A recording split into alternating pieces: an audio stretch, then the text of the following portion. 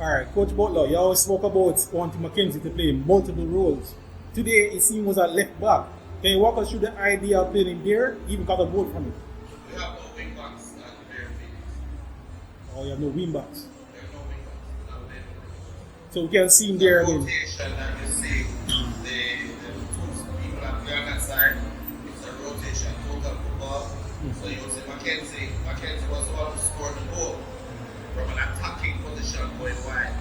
And Whitfield was actually the wing back at the time when the goal was scored. It just so happens that that's how we play. We play multiple roles, and you have to understand Leon Bailey in his career has played left wing, right wing, centre forward, left back at the highest levels.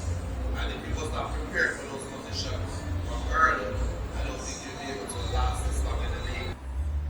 What does that mean in terms of belief? I don't think it's not just about concentration. It's about believing that when you're playing against these teams, that you are just as good as, even better than some of them. And I don't think all the players believe that. chasing